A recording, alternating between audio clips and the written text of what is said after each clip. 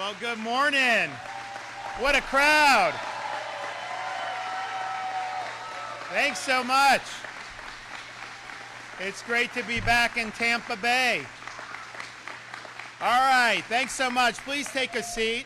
We've got a great couple of announcements today, and I'm very fortunate that we've got a star-studded cast that's joining me, including our wonderful First Lady, my wife, Casey.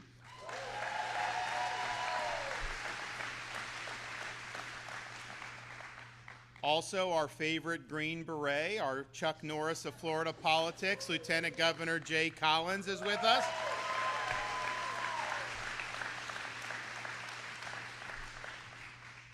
And our wonderful and leading Surgeon General of Florida, Dr. Joseph Ladapo.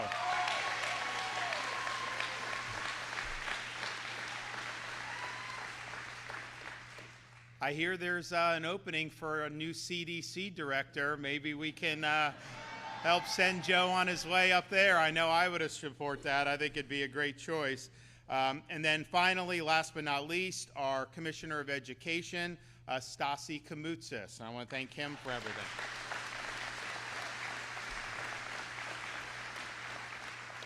We're also joined by Reps Valdez and Owen from the Tampa Bay area, and I appreciate them coming out for this. So we're here to talk about medical freedom, and in particular, highlight some of the things that Florida's done to lead the way, but then now show how we're taking that to the next level. And I know there were people that have always been involved in these issues, but I think most people have really gotten interested in this in the advent of how the medical establishment acted during the COVID-19 pandemic. And you had a situation where so many of these entrenched elites were turning towards coercive measures, trying to dictate your behavior through various non-pharmaceutical interventions, mandates, pushing products on people that they didn't want. And I think what people, because it permeated the entire country when the COVID-19 onset happened, people started looking and they started saying, okay, you know, you're telling me this, you're saying this piece of cloth putting on my face is going to save my life. Where's the data to back that up? Oh, there haven't been any controlled studies that show that those cloth masks stop infection? Oh, well then why are you telling me? Oh, just trust us, do it. And I think what we saw over the course of that is there were a lot of dictates issued, whether that was from Fauci himself or some of his minions, they were basically what they believed to be noble lies. And so they were telling you to put that piece of cloth over your face, even though there were no clinical trials that showed that would actually make a difference, because they thought that if you had a piece of cloth over your face, maybe you'd behave differently. So they were trying to induce you to behave the way they wanted you to behave, including putting out a lot of things that were just simply not true. And one of the things that I think was most devastating about some of these folks is, you know, some of these medical elites, including Fauci, they were all in on these lengthy school closures. You remember, I mean, I was here with our, one of Stasi's predecessors, Richard Corcoran, who's now the president of New College in Sarasota, which, by the way, was just ranked #1 public liberal arts college in America.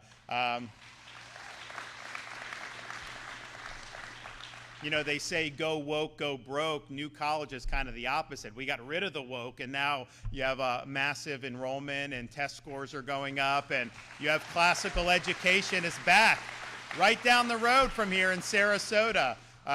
In-state tuition like $6,300, and so I don't think you could do much better than that. But Richard Corcoran and I, in the beginning of COVID, I mean maybe 6-8 weeks into COVID, we said, listen, you can't have a situation where kids don't have access to going to school. So we put the marker down and said all schools in Florida, the public schools, must be open for in-person instruction. And you to think that we were trying to end the world with the reaction on that. We were attacked by the American Academy of Pediatrics, by Fauci, by all these different people who basically wanted these kids to, I guess, just sit at home. First of all, virtual instruction is very limited. I mean, Florida does it probably better than others. It's not a substitute for actually being in the classroom. The teacher union in Florida sued us, and they were trying to stop my executive order, and they were trying to force the schools to be closed. So that's what we were dealing with 5 years ago when you were doing that. And we knew that we were right because we had actually looked at the data. And the reality is these young kids, fortunately, were not amongst the population that were significantly affected by this. It was certainly more akin to seasonal flu for them. And so we said, okay, so what are you going to do? Just keep them out indefinitely? It ain't like this thing just goes away. And some said, well, we got to wait till there's a vaccine. And I'm just like, no, I am not going to do that. So we said go, but we also told parents, hey, if you want to do virtual, that's fine. That's your choice. But you're going to have the option to have your kid be in school in person. And, you know, what happened was, I'll never forget, we won the lawsuit. It's a typical thing. You know, you hear this stuff. They're now hitting, you have a very leftist judge trying to stop Alligator Alcatraz. We appeal and all this stuff. But like, a judge ruled against us on schools. They said, oh, you can't force to be open. And the union was crying. And I was like, well, we're going to win on appeal. And we did win on appeal for that. And so we won the court cases. So then you're having kids go to school beginning of August 2020. And like, there would be all these like legacy media outlets from like New York, CNN, ABC News. And they'd go and they'd be like, oh my gosh, Florida is having kids, and critics say they're sending kids to their destruction. And I'm just thinking to myself, these people have no concept. They are putting narrative ahead of evidence-based medicine. They are ignoring the data in favor of ideology. When they were saying follow the science, what they really meant is follow their political science, because that's what they were doing. So we put people in, we made sure people had access to schools, and we had a week go by, 2 weeks go by, 3 weeks go by. The sky didn't fall. Kids were happy. In fact, we even had to fight the Athletic Association. They wanted to stop sports in 2020, and every one of their medical experts was saying, oh, you can't have kids do sports, COVID, this, that, and the other thing. And I'm just thinking to myself, these people have no evidence for what they're doing. So you want to deprive, you know, these high school kids of football season, volleyball, all the other sports, without having a factual basis to do it.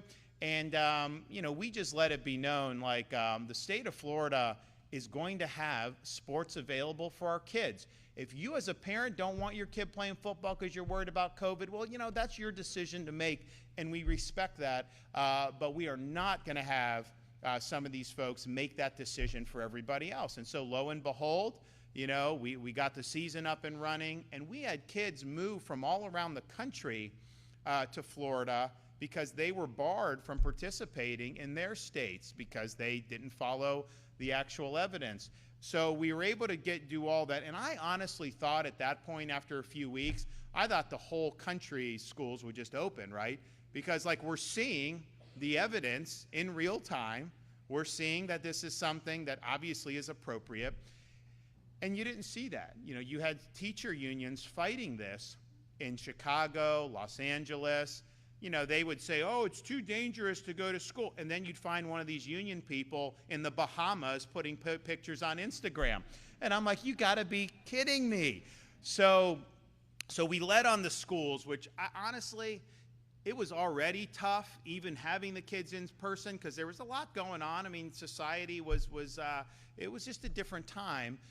So we made do as best we could, but I can tell you, had we listened to Fauci and these people, it would have been devastating for these kids. There's just no question about it. California, Illinois, these states did tremendous harm to these vulnerable kids. And you know what? What they would do is you would have people issuing edicts, and yet these elites, their kids were still going to private school in person, but they were shutting the public where they had the lower income and the working class kids that didn't have access to all these things. And so that was public health pushing an agenda. And it was one of the most harmful agendas to our kids that has ever been pushed in the modern history of our country. We were right in Florida, and they were wrong about what they were trying to do. You also look back and think about, I mean, I remember like in Florida, Memorial Day 2020, May of 2020, we got people were doing what Floridians do. They're on their boats, they're fishing, they're at the beach. And you would have thought the media is like scandalized. Oh, people are out. You have to be at home. You can't be doing all this other stuff. We had, I told the theme parks, I told the Universal, SeaWorld, I was like, you guys need open. I was like, we're ready, with all this stuff. So Universal, started to get back up and running. SeaWorld, all those. Disney took a little longer because, they've got different viewpoints out in Burbank, and that's just the way it is. We've clashed with those viewpoints in Burbank a time or two. That's fine. It is what it is. That's what you do. But then they're doing that. And so all their fire was trained on Florida because people were able to make decisions. And but the public health elites and kind of the medical establishment, they were very much wedded to the idea you just need to be in your home, that you shouldn't be out doing all this stuff, which was wrong. Don't get me wrong, it was wrong to say that, but that's what they were saying. But what was really revealing was, as you get into the end of May, beginning of June in 2020, you have the BLM protests that turned into riots around the country. And they were protesting like massive numbers of people going out. And so then the question was, well, wait a minute. You don't want people on a beach in Florida. You don't think people should be able to go to a restaurant indoors. You don't like the fact that, we have sports and all this other stuff in Florida. But I'm sure you're going to be just screaming from the mountaintops that you shouldn't have massive riots or massive protests with thousands of people, right? No. They did not object to that. In fact, you had hundreds of public health experts sign a letter saying, while it's inappropriate to protest against lockdowns, while it's inappropriate to be out doing things for fun, they said it was appropriate as a public health measure that you went out there and participated in the BLM protests, and even, of course, what came many, many riots. And so they say, we, the undersigned, support this, and we think it's vital for public health. And at that point, if you thought these people had any more credibility, come talk to me after this, because I got some oceanfront property in Arizona I would like to sell you. It was a fraud. And that was revealed that they were doing political science, not medical science. So you see that and you're like, man, what is going on with all this stuff?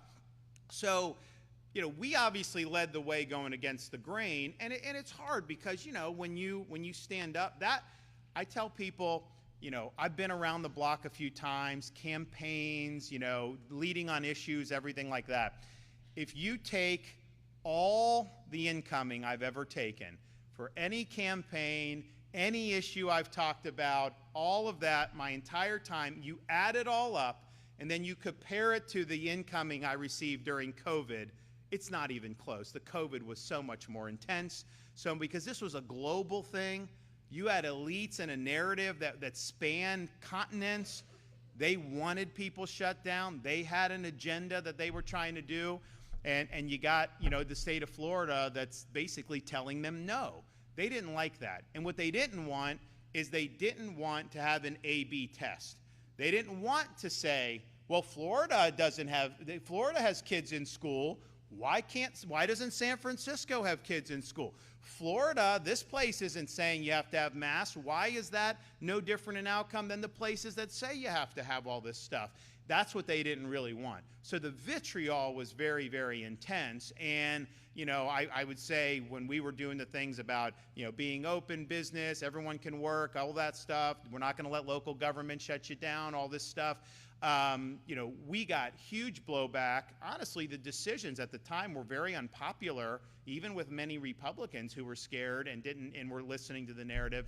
But you know, at the end of the day, leadership is about when the chips are really down, when people really need you. It don't matter if they're going to fire at you. You've got to be there for people. And people needed a voice of reason and sanity, and the state of Florida filled that void, not just for our state, but for the country.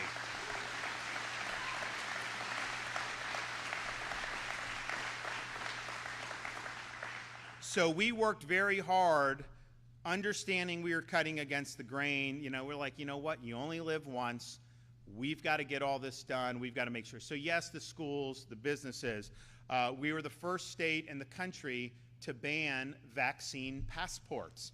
And you remember, I mean, we don't talk about it as much anymore, when the mNRA shots were rolled out in December of 2020, you started to hear, well, you know, you shouldn't be able to go to this restaurant unless you show that you've gotten this. Movie theaters, sporting events, all this stuff. Fauci was in favor of that. You started to see blue states were doing that. You actually had, you go to like eat in Chicago, you got to show this card that you took an mNRA shot for COVID, which, by the way, doesn't prevent you from getting COVID again. But nevertheless, that's what you had to do. I saw that for a huge threat to your freedom. And so we said, no state agency, nothing in state government, you know, we're not doing that. We made sure local governments, and we pushed back. But I had some people on the right, because I said, listen, it's not enough to just say government can't do vaccine passports. I don't think the private sector should be allowed to do it either. Because you know why? They were just parroting what Fauci was saying. So the private sector in that sense was kind of an arm of the administrative state. They were just they were following the narrative. And it's a situation where if these restaurants say you need this passport, this movie theater, that ballpark, everything, at what point are you free to make your own decisions? They're coercing you to make decisions by trying to make your life miserable because you didn't do what they wanted you to do. That was unacceptable. And so we nipped it in the bud in Florida. And had we not done that, I think you would have had vaccine passports nationwide. I really think so. And in fact, they were trying to do it. Biden got in by then, and they were trying to do it there. And one of the things some of his political advisors told him is like, you know, if you go for passports, you know, the governor of Florida is going to torch you for it. And it's true. I would have torched him. So we showed we're not doing that. And I even got in it with some industries because, you know, some of the cruise lines wanted the passports. And I said, no, I'm not doing that. And honestly, it was short-sighted of them to want to do that. What we did was not only right for people, but in the medium term, over the years, was definitely the right decision because Florida really took off. So we were able to ban the vaccine passports. We also, I had to do, you know, I had the legislature pass a Parents' Bill of Rights. And, you know, you had all these schools, not all of them, some of the privates, not all, many of the school districts, but not all, that had school kid mask mandates. And that was not something that we thought was appropriate. There was no evidence that it was effective. There was, I think, at least anecdotal evidence that it could potentially be very harmful for these kids to be breathing through that 8 hours a day. But the reality was, you know, that's a parent's decision about whether they want to send their kid to school with that on or not. And so I did an executive order saying, you cannot force kids to wear masks in schools in the state of Florida. And we got a lot of blowback from that. We got a lot of heat from a lot of the folks. But now looking back and thinking about that, how ridiculous was it that they were forcing these little kids? I mean, we've got a kindergartner, a second grader, a third grader. They don't even know how to wear a mask. Even if I wanted them to, you don't wear it right. You're snot, dirt, all that. It's like, what are we doing here? And so we said no. We said that's a parent's choice. You know, we were told, you know, that was, I think people tried to say, you're a fascist for doing that. I mean, think about it. I'm liberating people from restrictions, and they're trying to say that that's authoritarian. So we were able to do that. No mask mandates through executive order, Parents' Bill of Rights. Then we had the issue of mRNA shots. in our K-12 and university system, and we banned the mandates for K-12 and universities. The first state to do that. We did that very early on because I knew what was going to happen down the pike. And so I can tell you that there have been parents that have sent their kids to universities in Florida. I mean, not solely, but that factor that you did not have a mandate for mRNA shots was a huge factor in them choosing Florida over choosing some of these other places. And you know, these mandates just persisted. I remember I was out, where was I? This was probably a couple years into COVID, and I was at my baseball coach from up in Yale was retiring, so I went up to this final game to kind of see him off, and you know, I'm talking to people, and they were playing Harvard, so some of those guys wanted to talk to me, so I'm just talking to them. And I'm like, are they still making you like wear masks and take shots? This is 2 years into COVID. And they're like, if it says this on our jersey, yeah, they're going to make us do all this kind of crazy stuff. And I'm just thinking to myself, like, that's not right. That's not right to be mandating this. And interestingly, they wouldn't mandate it for the faculty, only for the students. So the students are like the lowest risk for this, right? And that was a whole nother thing with the universities. We said our universities in 2020, our universities are going to be up and running. Oh my gosh, you'd have thought that we had, that got a lot of blowback. And you know what happened? Kids went, they had fun, they behaved like college students. Yes, they went to parties, they probably, you know, went to establishments. I'm not advocating, you know, that all college students should be doing that, but I'm also not naive enough to think that they're just going to sit in their apartments or their dorms all day. So that was happening. And you know what? Some people would get COVID, and you'd have a little wave, and then the wave would subside, and like nobody went to the hospital, right? And so it's like, are you trying to tell me that that is worse than trying to isolate them in their apartments and doing that? No. I mean, honestly, suicide went up in some of these areas where they were very coercive and restrictive. So you're talking about the group of people who are at like the least risk of COVID, and you're saying somehow that they should be forced to take an mRNA shot. So we nipped that in the bud very early on. We also made a decision that the way this spun out of control, it really impacted people's basic civil rights.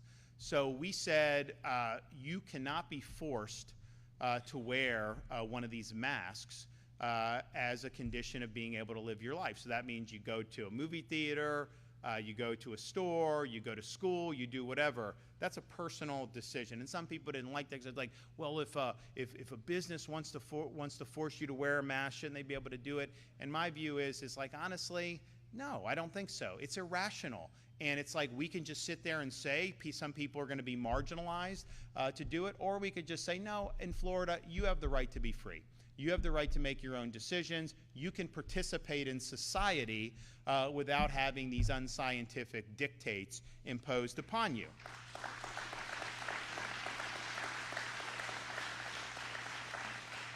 And then maybe one of the most contentious ones was, and you know, this is stuff like, you got to listen to people.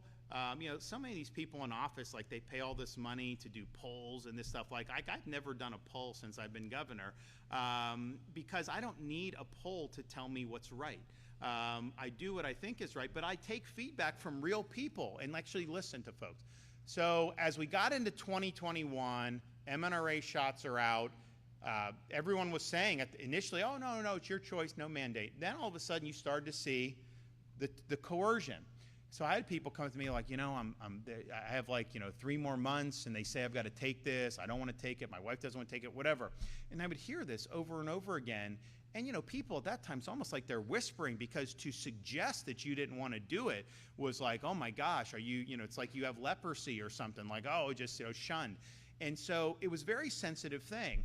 And so I'm thinking to myself, and then I had like private sector, I had like police and firefighters around the state that are coming to me and doing this.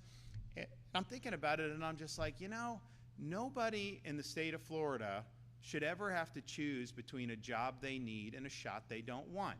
So we worked with the legislature to pass employment protections for folks, basically non-discrimination, to where they can't base hiring and firing decisions on whether or not you took the COVID mRNA shot. And that saved the jobs of thousands and thousands of people throughout this state.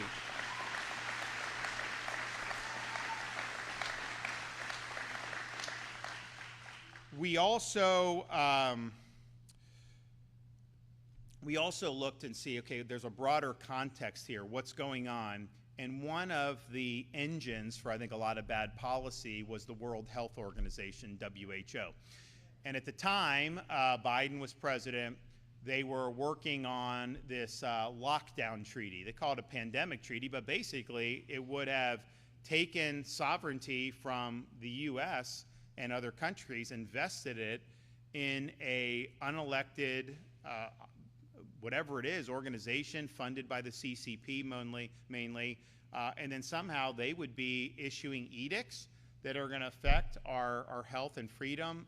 No, not on my watch. And so we passed legislation in Florida saying Florida does not recognize WHO dictates, whether it's the lockdown treaty or anything else. Now that President Trump's in, I don't think it's got legs at this point, or at least we hope it doesn't.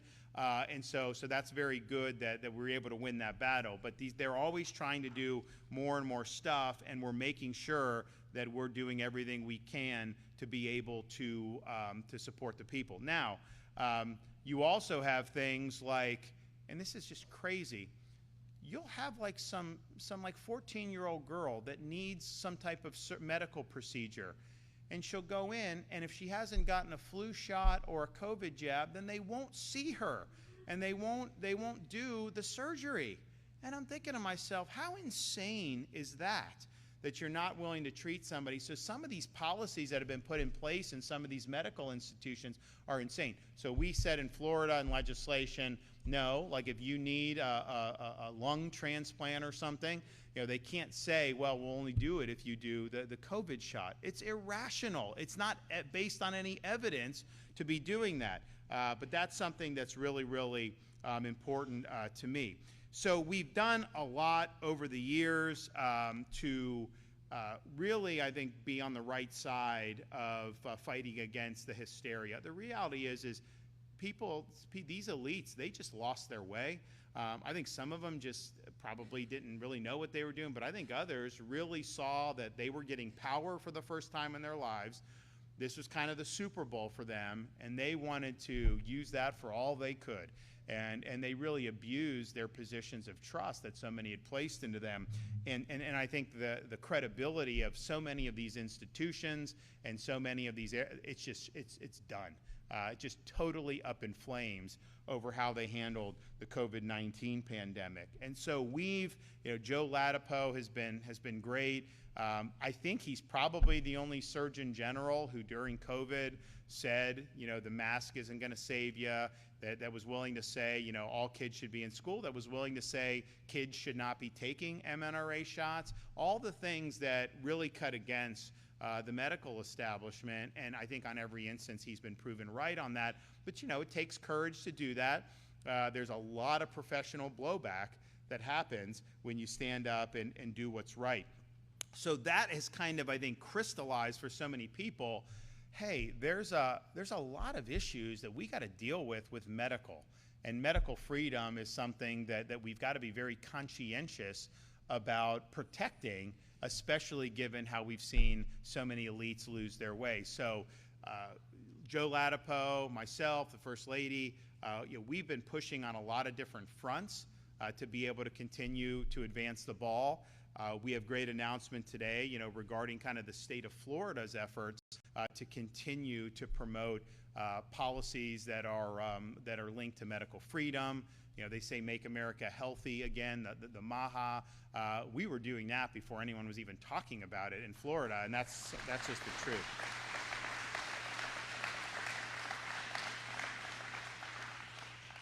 And so some of our guiding principles are, one, information given to individuals where then they can make an informed decision should be the bedrock of how we function in terms of health and medicine.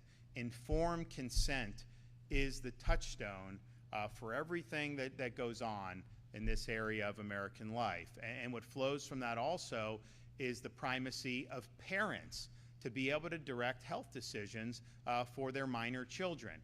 The reality is each individual parent has different views, different children may have different needs, and we ought to be empowering parents rather than trying to take away the rights of parents. And one of the things I think is very destructive that's happened more recently is this practice of these pediatricians who will not see kids unless they take all of these shots, and it's just, that's not right.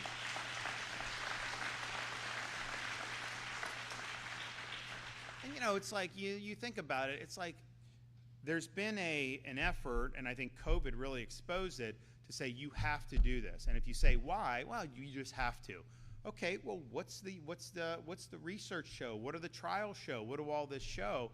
And I think about something like a newborn baby. Do they need that hepatitis shot? It's like what's the rationale for it? I mean, we know how you can get that. Okay, so a baby needs that, and then if they do it, are there drawbacks for it? And usually they just tell you there's never a drawback for anything. Let me tell you, anything you take could have a potential drawback. I mean, that's just the reality. So we really want transparency. We want people to be able to make the best decisions that they can. But some of this stuff, if you look back when I was growing up, what they would recommend now, they're recommending like way more stuff for this. And so I think a lot of parents, what they want is they want to be able, you only get one shot at raising kids, right? And you want to make the best decisions that you can. And what you don't want to do is to do anything. My view is unless there's a really clear reason to put something in, then I wouldn't do it, right? I mean, that's just the way kind of I am. If you don't just say, well, maybe it'll help you. No, I mean, does it help you or not? And you should have that. You should be very clear in all that stuff.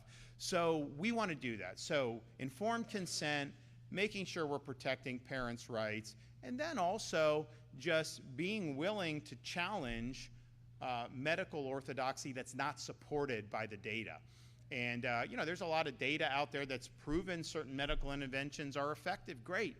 We love to see it. I mean, we've made great strides in treating different things, but you also have a lot of stuff that gets put out there that if you peel back the onion, okay, what's the basis for that?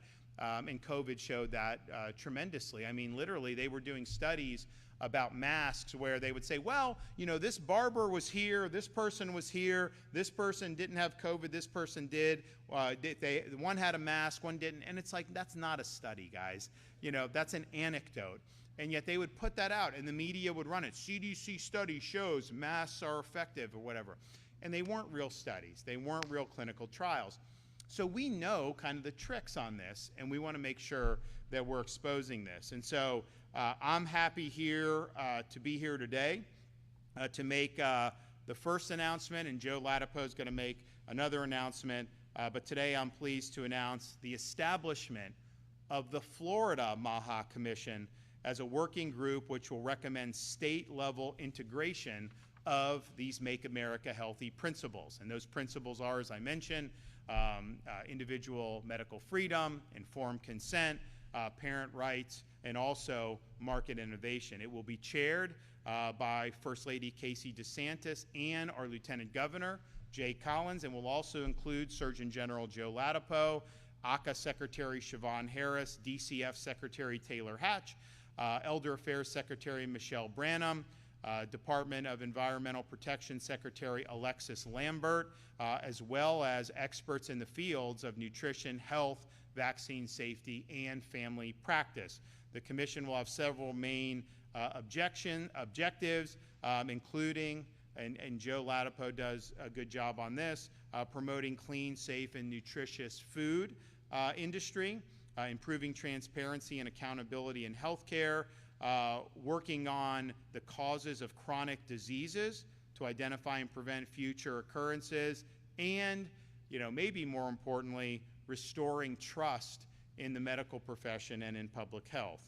The Florida MAHA Commission will prioritize reforms that empower Floridians, reduce regulatory burdens, and hold actors accountable for their conduct while fostering incentives for healthy living and innovation. And I think that this is something that has great potential. We've already done a lot, and I don't think there's any state that has done even close to what we've done in the state of Florida over these many years, but there's always more to do. We always want to stay ahead of the curve, and I know Joe Latipo is somebody that has been working on these issues in a number of different ways.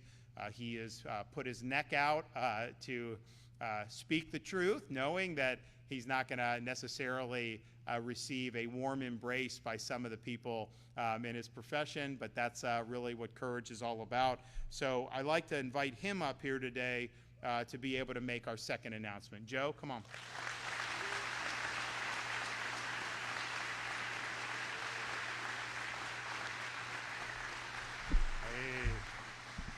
Hey, good morning. Thanks for hosting us. What an awesome crowd we have here. And you know, that was wonderful hearing the governor. You know, one of the things I love about listening to him is he's a storyteller. And some people, I'm not a storyteller. I don't have that gift. But some people are storytellers, and it's just so fun to hear them, you know, recount history and talk about things. And it's always, I mean, it's such a pleasure for me to be able to hear the governor talk about what's been happening over the years, and everything there is true. Like, you know, it's just this sea of insanity and this you know, endless effort to enroll every living human being in this country, on the planet, in this insanity. And, you know, and just thank God. And we forget so often, we forget too much as human beings. And I guess it's the human condition, right? I mean, sometimes it's great when we forget things that weren't so good, and maybe sometimes it hurts us a little bit that we forget things that were really, really good. And what was exceptional is how Governor DeSantis basically single-handedly, you know, saved the country and, frankly, maybe the world by serving as a single,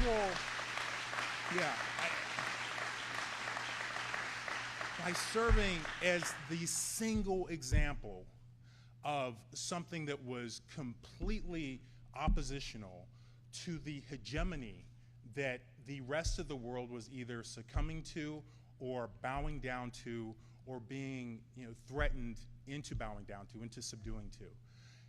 And you know, we came so close. You know, he said that if it weren't for what Florida did, we may have had vaccine mandates throughout the entire nation. And it's absolutely true. You think back to that period of time, remember all the energy, how all of that energy was ginned up, right? Remember how it was when you know, everyone on television, all of these medical leaders were, Dr. Fauci, other people were convincing everyone that the world had to shut down. Everything had to close, right? You get that amount of energy behind things, and unfortunately, you're able to change the world, and they did. And they did shut down the world. They shut down this country, and they created tremendous harm in the process, and they were wrong. And that kind of thing can happen. You know, oh, how did that ever happen? You read history. Well, guys, sometimes crazy things happen. And we were in one of those moments where not only did crazy things happen, but even crazier things could have happened. You know, and thank goodness, thank God for Governor DeSantis and the steel of his nature to not bow down or bend to fear, you know, and criticism. You know, thank God. And for, you know, there's so many individuals out there too who, you know, they may not have been governor, but they were fighting in their own lives. And thank God for their courage. And it took all of that to get us to a place where we are now, where everything is, you know, heading in a better direction. But that was not assumed. Like, that was created. It was created by the will of people who, you know, who fortunately are reflections of God's light against the darkness of tyranny and oppression, which is, you know, unfortunately ever present in this world and in this country. So we do have some great announcements to make today. So you know, and we're gonna hear more about the Florida MAHA Commission, but what I'm most excited about is an announcement that we're going to make, that we're making now, which is that the Florida Department of Health, in partnership with the governor, is going to be working to end all vaccine mandates in Florida law. All of them. All of them. All of them. Every last one of them. Yeah.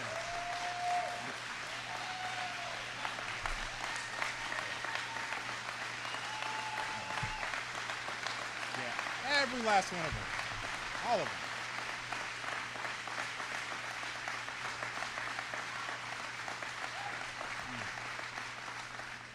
Every last one of them. Every last one of them is wrong and drips with disdain and slavery. Okay? Who am I as a government or anyone else, or who am I as a man standing here now to tell you what you should put in your body? Who am I to tell you what your child should put in your body? I don't have that right. Your body is a gift from God. What you put into your body, is because of your relationship with your body and your God. I don't have that right. Government does not have that right. They want you to believe they have that right. And unfortunately, they've been successful. They've been successful. Pretty much every state has them. It's wrong. It's immoral. They do not have the right to tell you what you put in your body. They don't have the right to tell you what your kids have to put in your body. They do not have the right. Do not give it to them. Take it away from them. And we're going to be starting that here in Florida. And I love our lawmakers. Obviously, they make the machinery of our laws. Our governor reviews. We work in collaboration. He signs. I love our lawmakers. They're going to have to make decisions, right? That's the way that this becomes possible. So people are going to have to make a decision. People are going to have to choose a side. And I am telling you right now that the moral side it's so simple. No one has that right, guys. People have a right to make their own decisions, informed decisions. You want to put whatever different vaccines in your body, God bless you. I hope you make an informed decision. You don't want to put whatever vaccines in your body, God bless you. And I hope you make an informed decision. And that's how it should be. That is a moral, ethical universe, not this nonsense where people who don't know you are telling you what to put in your temple, the temple of your body. That is a gift from God. They don't have that right. One of the counter arguments you'll have, and I would even care more if it was actually sincere, is that, there are people who, they can't take a particular vaccine or, whatever reason they're immunocompromised, and therefore everyone else has to do something because of that situation. And absolutely, right? I've got 3 kids. I'm a parent. My kids are a little older now. They're 6, 8, and 12. And I remember particularly when they were smaller, there's nothing like, your heart literally leaps out of your chest when you're worried about your kid's health, and then especially when they're smaller, but really any age. So I understand that, I get that. But that is also that's also part of the experience of life. And it is not right. There's no basis. There's no ethical basis for that to be used as a reason, really a force to take away your ability to choose what you put in your body and what you as a parent put in your child's body. That's your right. And it's not that the world is perfect. The world is imperfect. It's not that sometimes people will end up regretting the decision that they made. And we've seen a lot of that during the COVID-19 pandemic. How many people put that poison in their bodies with these mRNA COVID-19 vaccines and wish they could turn back the hands of time and undo that, right? So it's not to say that the world is perfect, but it is to say if we want to move toward a perfect world, a better world, you can't do it by enslaving people in terrible philosophies and taking away people's freedoms. That's not the path. That's not the path. We have to find alternative pathways, okay? So let me see, was there any other announcement I want to make? So here's what we can do in the Florida Department of Health. We actually have the ability to start that process with what government folks call rules. So the Florida Department of Health, we have some rules that we promulgated, not me, predecessors, that include a handful, maybe a half a dozen vaccines that are mandated in Florida. So those are going to be gone for sure. So those are gone, and we're going to be working with our again with our amazing Governor DeSantis and our wonderful lawmakers to get rid of the rest of it. We need to end it. It's the right thing to do, and it'll be wonderful for Florida to be the first state to do it. So I think that's it for announcements. So thank you guys very much. Lots of love to you guys. Thanks, Governor.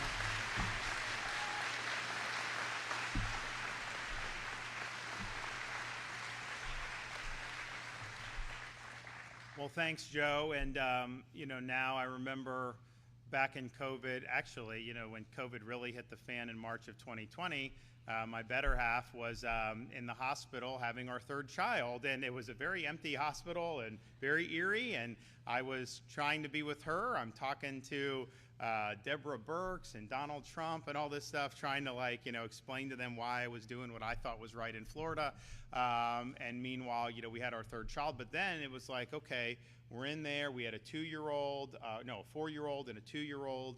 And then the newborn, and we're just thinking of and she's like, I am not putting a mask on these kids. Like, it's just not normal, not especially at that age. And so we've, I think, just as a family, have kind of been more in tune to this stuff as a result of that whole COVID experience than we had been before. And I think that's true for a lot of people. So she's done a lot of great work on empowering parents, empowering families. And she is the great person to be able to be chairing this Florida MAHA Commission.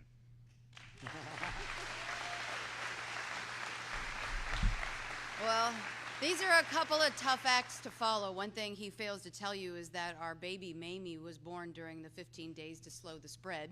So there was that. So it was right in the heat of everything, and he literally was on the phone while I was giving birth. I kicked him out, and I was like, this is not going to work for me. Go fight the good fight, but I'm going to do my thing, okay, and I'm going to be a mama. Which was, obviously now, if you look back, Mamie, if you can believe that, she was born in 2020. She's 5 now in kindergarten. And so it was just a blink of an eye, and it's so fast, and you just cherish every moment that you have. But, between the two of them, I've hit up Dr. Latipo many of times when I see him, just walking down the street or the hallway or whatever. And, we get into these conversations about why this is so important. And even the gov, I'll sit there with Ron in the morning and we're drinking our coffee and, something will get a burr under my saddle and I'll be, talking to him about why this is just so eminently important. And honestly, how proud I am of both of them for having the courage to stand up for what's right. And I will tell you, I have a unique perspective on all of this because I can watch from behind the scenes. I see him in front of the cameras. I see him in front of the podium. I see Dr. Latipo out there fighting, but I see the incoming. And then I see how he acts like a steely-eyed missile man with a heart of gold who puts himself in front of the freight train to protect your rights. And to me, that is the epitome of service, standing up on behalf of you because it's the right thing to do. And I'll forever be grateful for both of them and what they've done. And I've been chomping at the bit for a long time. As he mentioned, this is something that we've been working on. He has been, obviously, in the legislature, and there's been some really good policies that have helped protect patients and parents, and it's been fantastic. But for me, this is kind of personal in a couple of ways, and one of which is, I had my struggle with cancer. Dating back to the diagnosis was 2021, if you look back on it, getting on, 3 or 4 years now.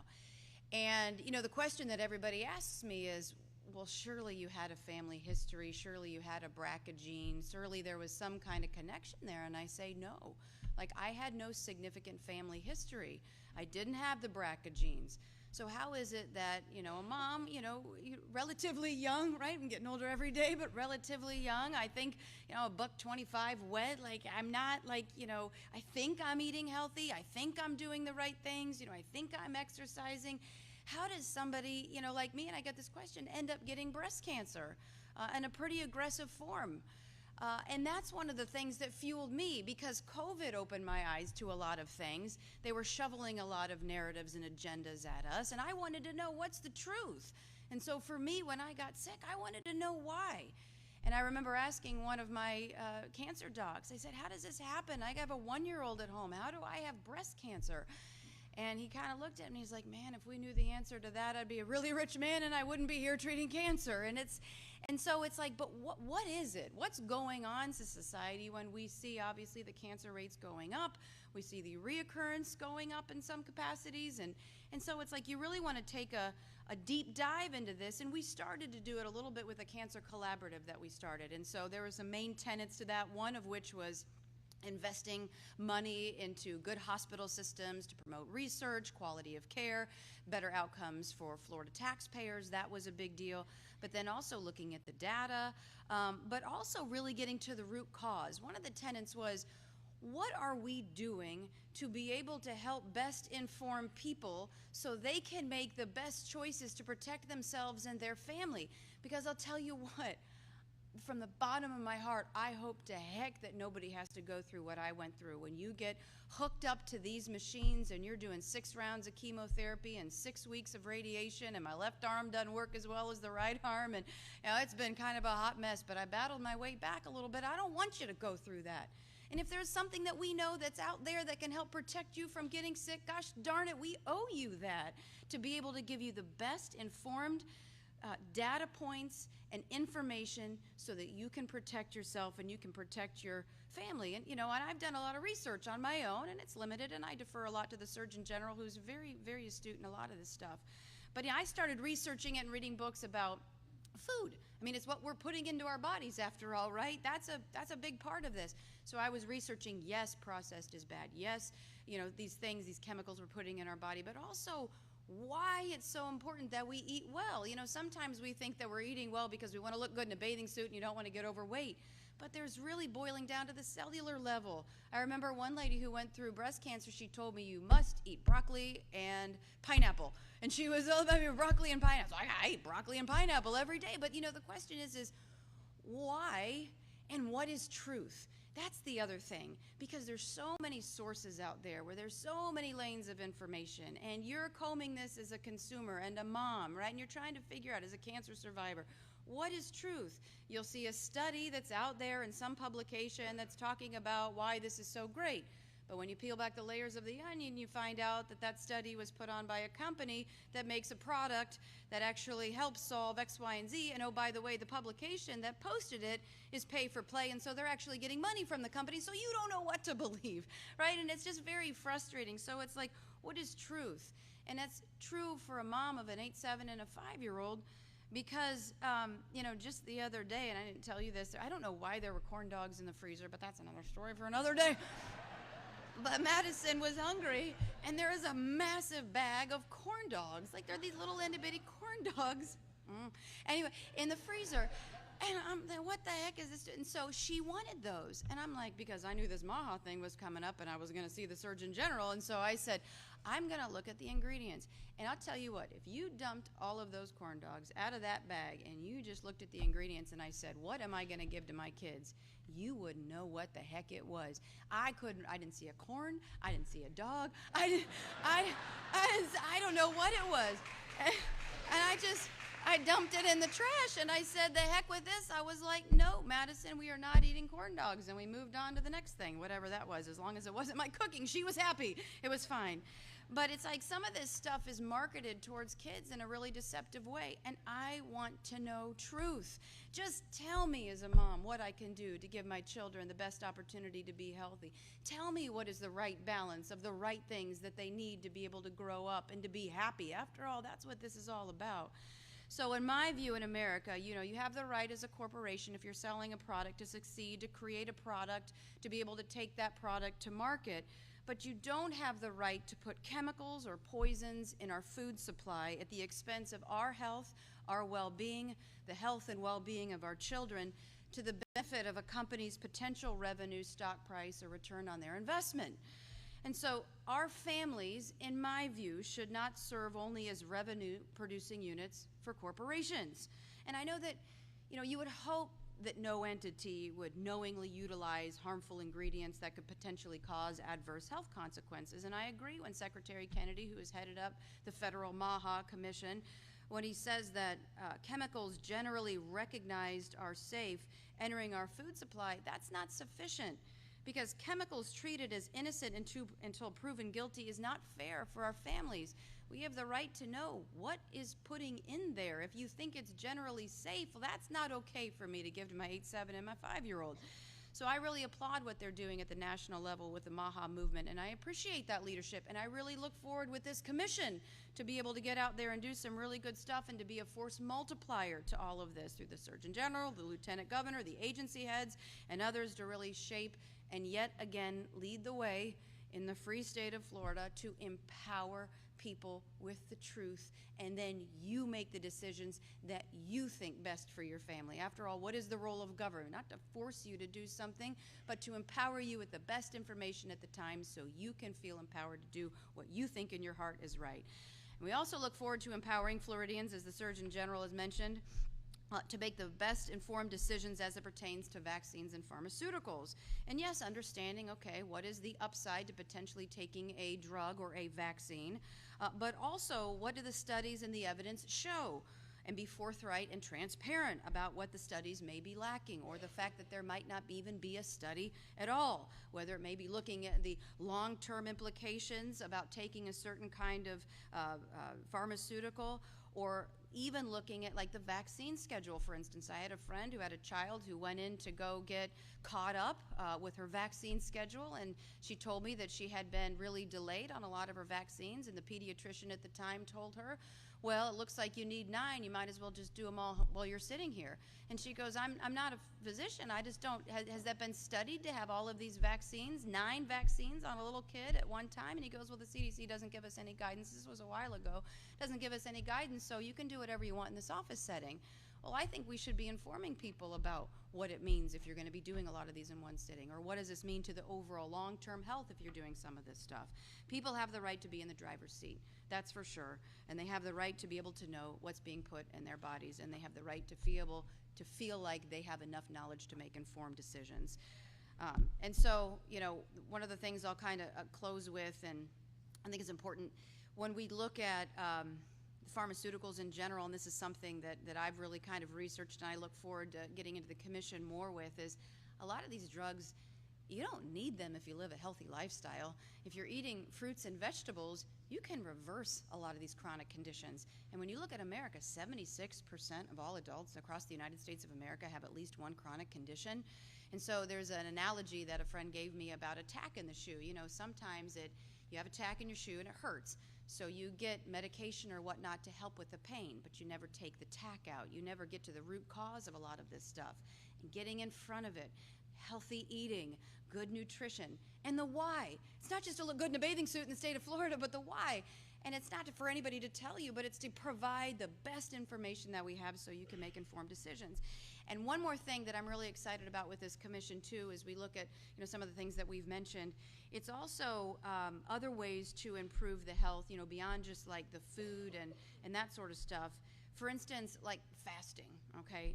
If it is as beneficial as some who have really touted its unparalleled success, then why are we not talking about this more? Why aren't we talking about intermittent fasting? Why aren't we looking at some of it? Why aren't there more studies? Why isn't it, if it is as good as what you can hear people say it is out there, why isn't there more public discourse?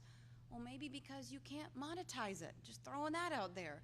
So it's like, what is beneficial that we can do to be able to help people? So, I'm honestly, this is something I have been super excited to do for a long time. It's an honor and a privilege to stand up and fight for mamas and for families and for people to be able to make the best decisions so that they can be happy in this great American experiment. So thank you very much.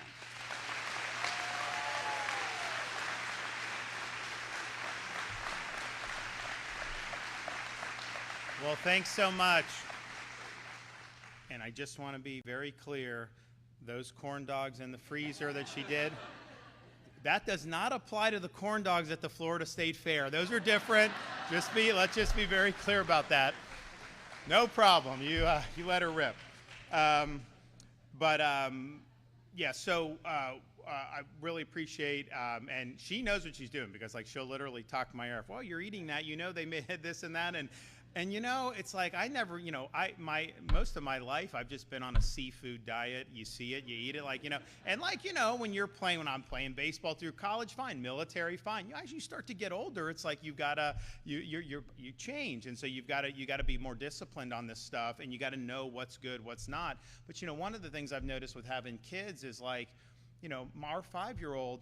If there's like colors, like ice cream has like blue color, like that's what she wants. So like the coloring and stuff, like it really does make a difference. Our son is 7. He's got some of these WWE wrestlers that are touting some of these food. Man, that's what he wants, right? Because so you definitely see, and like I'm sure I was that way when I was a kid, but you do appreciate how some of this stuff, was get this kid, do all this stuff going forward. And I don't think we've ever been in an ice cream store where the kids, if there's like a blue Magoo, they go for blue like that just because of the coloring. They love the coloring. And I'm just thinking to myself, that mint chocolate chip is better. They don't want to listen. They want the coloring. So I've definitely seen that. Co-chairing the commission is Florida's Lieutenant Governor Jay Collins, who's from Tampa, and has been a really great public servant, not only as an elected official. He was the senator over there for years, but also as a military veteran, as a Green Beret in elite special forces.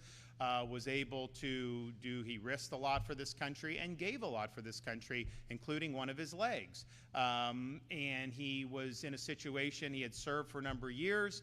I always say, he lost the leg. He reminds me, he didn't quite lose it. He knows where it is. It's just not on his body anymore. But he had to make a decision, how do you, what do you do at this point? And he decided to try to be the first person in the history of the Army to re-qualify for special forces with a prosthetic leg. And he did it. And he succeeded. And he served 5 more years.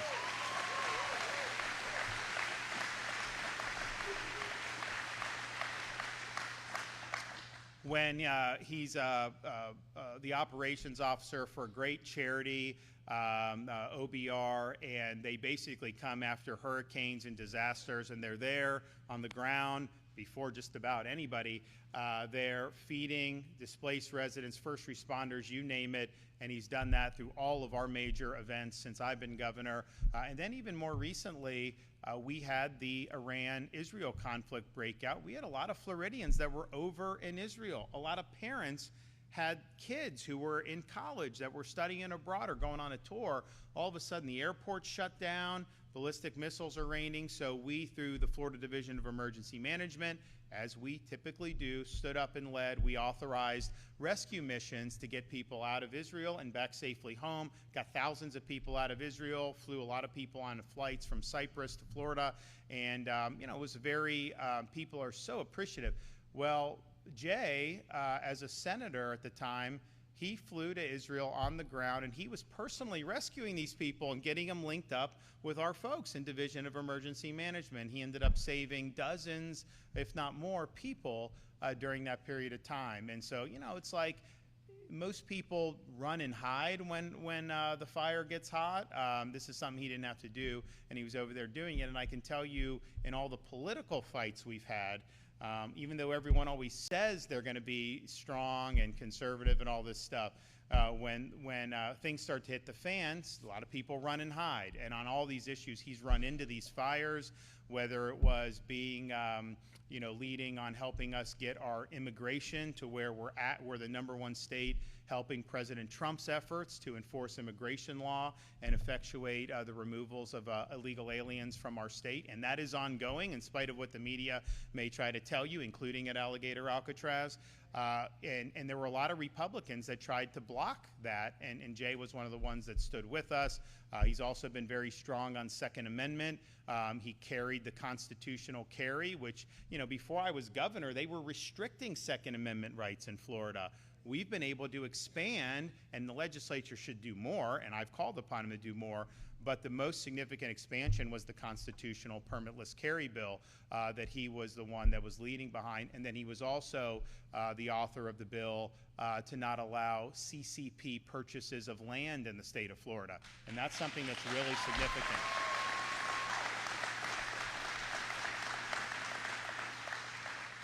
So I call him the Chuck Norris of Florida politics for a reason. And just so you know, like, hopefully we don't get a storm. There is something brewing. Most of the models have it kind of being a fish storm, but that's way too early to know for sure. And you're really going to need to get in, to next week probably to have a decent track on it. We hope for the best on that. And I know certainly on the west coast of Florida, we could do a break, but if we do have one of those storms, we're ready. We do all our stuff, but I'm not going to have him in the Emergency Operations Center with me. He's expeditionary, he's operational, so he's going to be with Jim Cantori on the ground, and he is going to be the tip of the spear for the state of Florida. So come on up.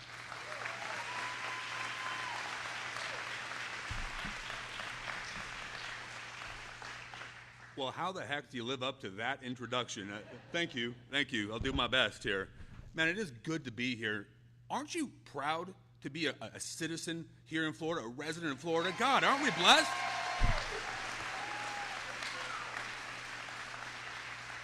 So if there's a theme here, and let's say it one more time, our freedoms are God-given. They're not granted by the government. They're upheld by our Constitution, because strong men and women fight for them each and every day. Let's give a round of applause for these two right here.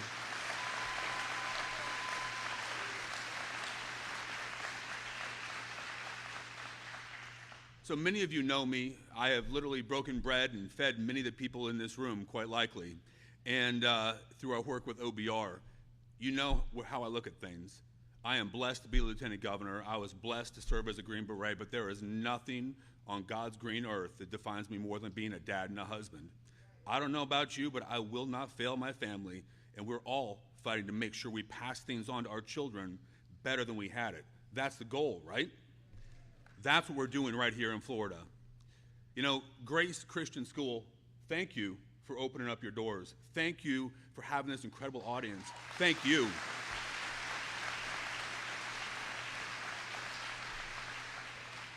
So Joe, I think, is a little bit of a sleepy here. He said he couldn't tell stories, but I think he did pretty darn good, right? That was amazing. He took us to church as well. Could you imagine where we would have been in 2020 during COVID if we didn't have leadership willing to step into the void, to take that on face first, shoulder first, and deal with the brunt of crazy train that was going on across the planet? Look, I was feeding millions of people across the country all over, and there was no place that handled it the way he did. You heard it said by Joe, and I'm going to echo that. He stood as a foothold of freedom, a foothold of common sense and logic when nobody else would. The world changed because he stood. If you don't believe one person can make a difference, you're not paying attention to Florida.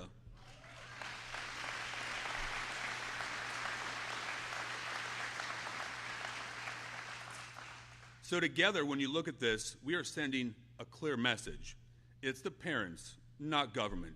They have the final say when it comes to their kids' health and well-being. Let's say that one more time. It is the parents who control their families. Now, you know that as a service member, I like to throw these things in here sometimes. Freedom isn't free. It is fought for and defended, whether it's on the battlefield, whether it's in the courts, or whether it's in the courts of common sense. You have to stand up and fight for it. What we're talking about today is no difference. The principles apply exactly the same. We have to protect the rights of parents to make medical decisions for their families, to feed their families how they want, what they want, when they want, because that's their family. It is not the government's choice to tell them what to eat or how to eat. We have to control that for those families. Removing unnecessary requirements supports so many principles here in the state of Florida. Now, how many of you think that, I'm going to paraphrase Reagan a little bit here, that the government should solve all of our problems for us? Doesn't that scare you a little bit? How many veterans do we have in the audience today? All right. Love it.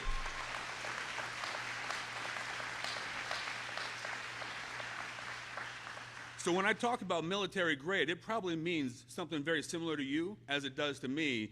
A lot of duct tape, maybe some bubble gum, and things being bid by the lowest common dollar. Guys, it's the same way with government. The government doesn't often solve the root cause. They try to, they create a second problem, often a third, and complicate the first, and we never get to the root cause of that. That is what's happened in DC, but you know what's great here? We're cutting right through the BS in Florida, and we're eliminating it. We're getting government out of the way, government out of your lives, because we believe in people's right to have manifest destiny for yourselves, to control what you want to do, because those freedoms are given to you by God. They're upheld by our government. That's what we're doing in Florida. That is what we're fighting for. That is what he has stood alone for so long. That is amazing. One more round for this guy.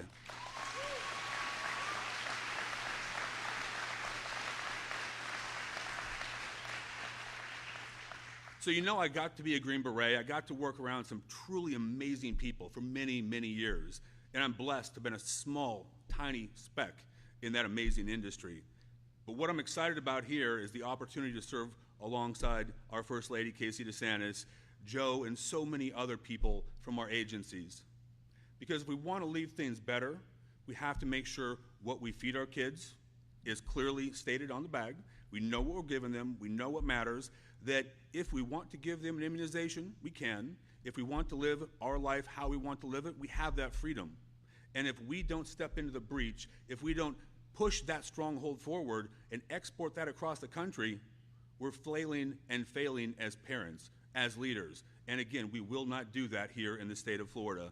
Y'all, I am so grateful to do this. I am grateful to fight to help keep our kids healthy, to leave it better than we got it, because I don't know about you, but if we're gonna get dressed up and wear a tie every single day, guys, we better do something worthwhile, something that makes a difference. And there is nothing more important than the lives of our children now and in the future, because you see, we have a responsibility as citizens of these United States. And many of you have heard me say it, but I think we gotta communicate great things. We have a responsibility to protect and preserve the things we love, those truths we hold to be self-evident, just like our forefathers did, so our kids can do the same. And when Florida leads, America wins. That's who we are. That's what we do. God bless each of you, and God bless the free state of Florida.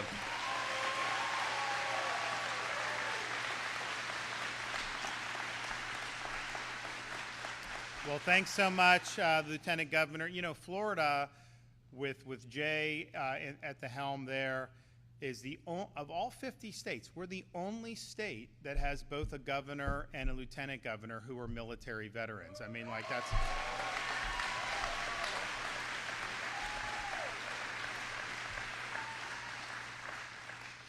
You know, of all the issues, well, I mean, there's just been so many that we've led the nation on, but in the education realm, Florida has truly been without peer. If you look at what we've done for universal school choice, if you look at what we've done to support our homeschool families, if you look at what we've done to support and protect parents' rights, if you look at what we've done in curriculum transparency, if you were looking what we did to be the first state to axe DEI from our public universities, on and on it goes. We've led the way on so many of these issues, and you know, we've been fortunate to have great folks at the helm of our education department, starting with Richard Corcoran, who I mentioned is now at the New College, president of New College in Sarasota, which, you know, you parents, you should look into that if you're interested in a classical education at really discount prices, because we haven't raised tuition. So the tuition for Florida residents is the exact same today as it was the day I took office, and it's the cheapest in the country. So you've got a lot of opportunities there. So Richard, he was there fighting the unions on making sure kids could go to school during COVID, making sure that we had athletics up and running, and then even when we had to fight against the gender ideology and some of the insanity that they were trying to inject in schools. Manny Diaz from Miami was our next commissioner. governor. He's now the president of University of West Florida in Pensacola, and he's making big moves there. But he was able to usher in our universal school choice program, as well as so many of the other things, really perfecting the progress monitoring, which replaced the high-stake testing, and then also helping us on a lot of the university stuff. And so, you know, you've had a lot of bold action taken on all those things. And so when we had to fill Manny's shoes, you know, I had a guy that was working in our office as governor, Stasi Kamutsis, and, you know, Richard was strong, Manny was strong. I think Stasi's kind of a whole nother level of just intensity and, like, you know, getting the job done and making sure that we're doing what the parents and the students in this state deserve. And so whether it's, you know, taking on school unions, whether it's taking on woke ideology, you name it. And so he's only been in the position now for a few months, but he comes in, you know, immediately starts disseminating very clear guidance about making sure that, you know, because look, we have most school districts in Florida see the laws, see the policies, and they follow it. You know, you have some who think that they should be able to just be a law unto themselves, and so they try to find ways to not follow policy. And I think he's made very clear that ain't going to fly.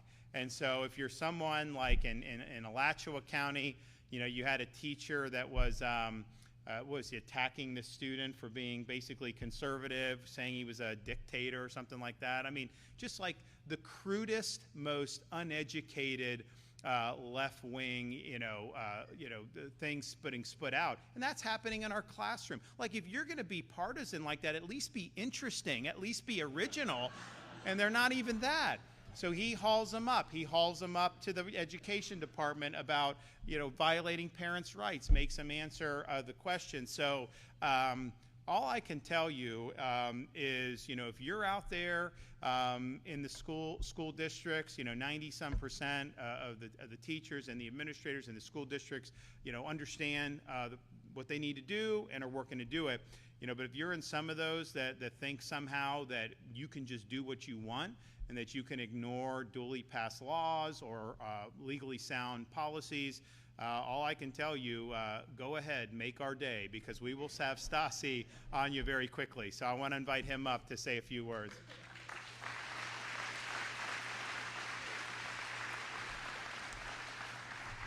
Well, good morning, Grace Christian School. One of our proud private schools that participates in our school choice scholarships. You can tell I'm the new kid on the block because I'm last to speak. The governor always roasts me and makes the message clear that if, I'm not going to have any friends at the end of this job. But we are going to hold people accountable. We're going to make sure that students are put first every day in our schools. That is what this education system is about.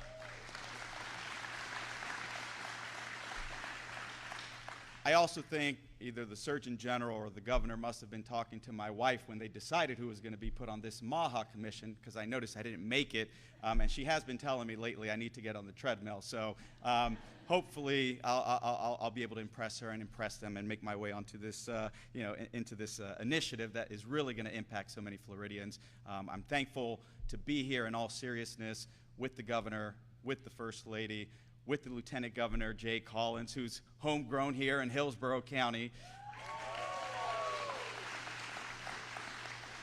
and with our Surgeon General, who worked with us immediately when he got to the job and hit the ground running. At the time, I was in the General Counsel's office at the Florida Department of Education, and I remember those legal fights because I was part of it, whether it was going in an actual trial to keep our schools open, the amount of compelling testimony that you never saw reported by the media. You had Jay Bhattacharya, one of the leading medical experts in the nation, testify as one of our expert witnesses, and yet a judge still didn't find that the medical evidence was compelling, unfortunately. And then the next year, what did we do? We fought the school boards. There were 12 of them who said, even though the law prohibited mask mandates, they were going to impose them on our children anyways. And so what did we do? We dragged them in front of the State Board of Education, Alachua County, who seems to be a problem repeatedly, and Broward County, and we withheld their salaries. What did Biden do? He backfilled the salaries of those school board members, encouraging lawlessness in our state. And so we fought them, we took them to administrative court, and we won. But battle after battle, I cannot emphasize enough how many fights we were able to be victorious because of the leadership of Governor Ron DeSantis.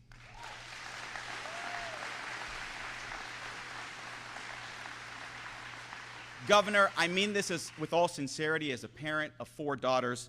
Thank you for never wavering in the fight to put parents at the center of their children's lives and for ensuring that Florida leads the way in both education and health care.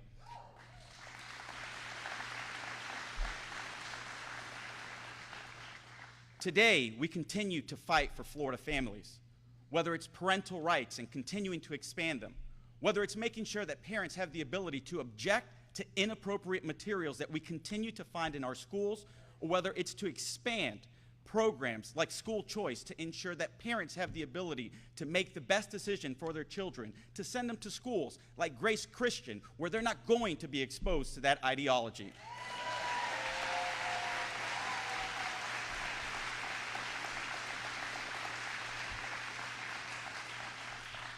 As a result of putting parents and students first, Florida continues to be nationally ranked. Heritage Foundation, 3 years in a row, says that we are #1 in education freedom. The Center for Education Reform says we're #1 when it comes to the Parent Power Index for 4 years in a row. And the Ed Choice Freedman Index finds that Florida is #1 in supporting its parents. Florida is a safe haven where parents can be parents. Thank you, Governor, for your leadership.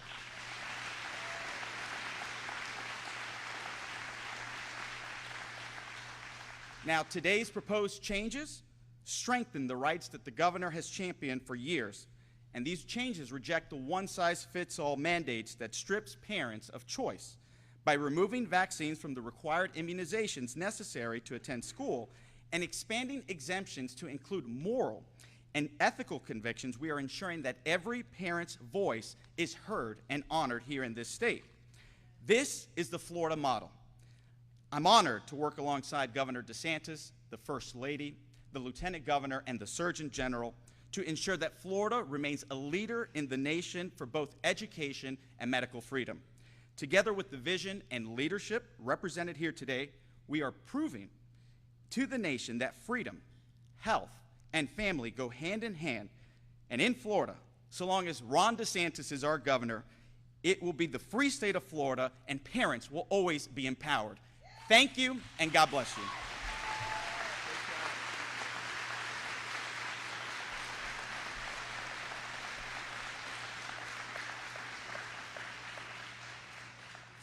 Now, if you were a recalcitrant school board member, would you want to go up against that? I wouldn't. So I appreciate Stassi. He's had an amazing start to be an education commissioner, and he hasn't let up yet. So this is going to be something that you're going to hear more about our commission. Obviously, Dr. Latipo is going to do the health department. Basically, Florida, you know, and these have been long before I was around or Joe was around, you know, there are statutory mandates, particularly for school. Now, there are exemptions, and families are able to do that, and we've supported the exemptions over the years and expanding those. But then the Department of Health over the years, again, before I was around, they added an addition to statute. And the legislature had never passed that. I don't even know if the authority was that great to be able to do that. So anything beyond statute, Joe has the ability to bring back. So that's what he is going to do. The rest would require changes from the legislature, but ultimately, you know, we just trust people to be able to make great decisions. Now, on the commission, you know, we're going to tackle, you know, everything that people are concerned about, and just try to, you know, COVID was very eye-opening because they were telling us things that were not factually true, and that there needs to be a check and balance against that. And so there may be opportunities for us to do. Now, I do think in Washington now you have a movement to try to fix some of this stuff, and I think it's tough because I think there's a lot of stuff out there that creates static. But I do think that's the intention, which is good. But we need to be here and we need to be able to provide this. I mean, Jay Bhattacharya, he's the head of NIH now. At the time, he was at Stanford Medical, PhD, MD, and he was basically saying, hey, the masks aren't effective. They shouldn't be on kids. And they, pretty much burned him in effigy at Stanford for saying something that was just accurate and consistent with the data. So we don't want to be in a situation where narrative triumphs over the data and the facts. And that's what ultimately we got to rely on, and that's what we want to be able to do. Finally, I just want to be able to say, I mentioned this storm. Like I said, it's a long way off in terms of getting a good track. These models have it being a fish storm. But that's true until it's not, right? I mean, it's too early to set that in stone. So as we get into next week, we'll see. But I would just remind people right now, I mean, pretty much mid-August to mid-October is kind of the height. But as we get deeper into September, that is like the height of frequency for when we have tropical activities. And you look last year, we had late September, early October for the two back-to-back. Hurricane Ian was later part of September. And so that's just the reality. If this one becomes a fish storm, then that buys you a little more time to get through. I hope we can get through with not having any. I think it'd be really good for the state of Florida. We're very resilient in the face of these. You look at what happened last year with Debbie, then you had Helene, then you had Milton.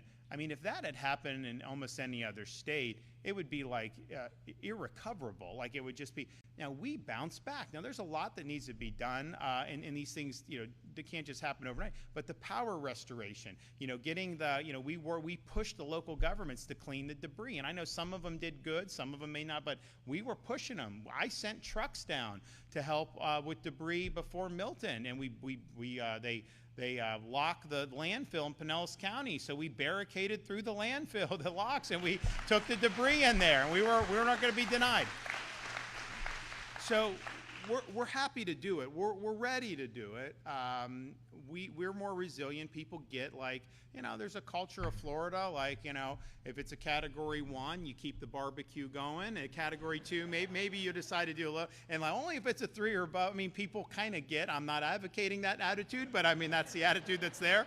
And people kind of get hey, we have a great state to live in. It's beautiful, particularly during most parts of the year. It's paradise. I will tell you though, the weather's gotten a lot better. We got that cold front going across. I mean, so it's definitely better than it was, 3-4 weeks ago. So people get that, but it would be really good to not have one. But we're watching it, and we'll continue to watch it going forward. Okay, do we got any questions back there?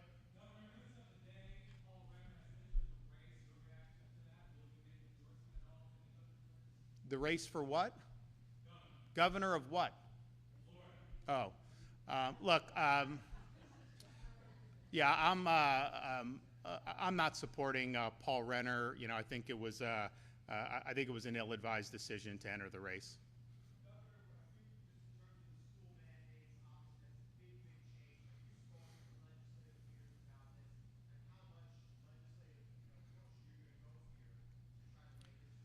Well, I think so. On the Department of Health, do you want to address those specific vaccines that are on? It's like hepatitis. Some of the ones that would not have been required when I was growing up, for example. I think by and large. Okay, so you can do that.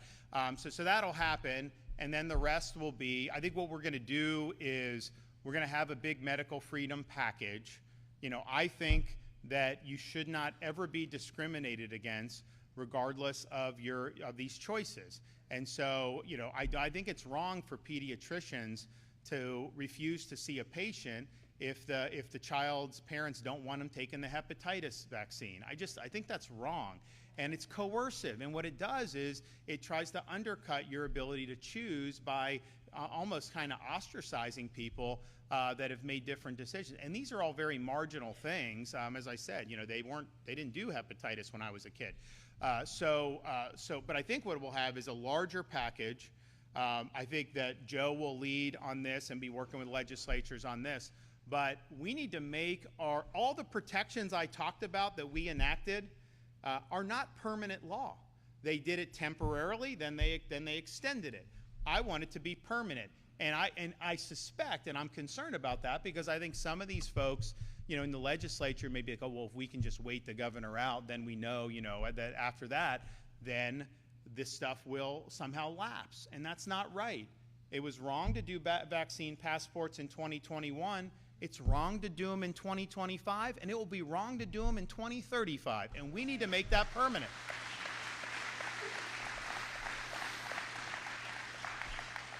So there'll be a broad package. I think there'll be an array of things, and I think this commission will help inform some of those proposals. But they'll just track our basic principles: informed consent, parental rights, and individual responsibility and medical freedom. So some of the stuff we tried to get last year, like the permanent COVID, the protections against the coercion, they extended it, but they did not do the permanent. And so we're going to try again on that. Now, the mandate issue with the schools, you know, that's Joe called me last night and said, hey, you know, this is where I think we should shoot for. Are you okay if I do it?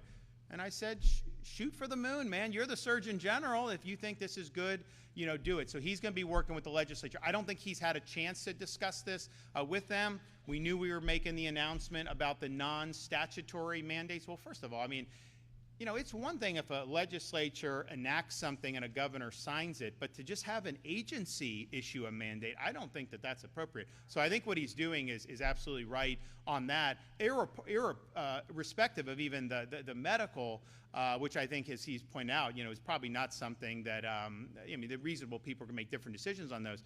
But just from a constitutional perspective, it's like to just give an agency roving authority to issue mandates. I don't think that's good constitutional government. So he's reeling that in. I think that'll be good.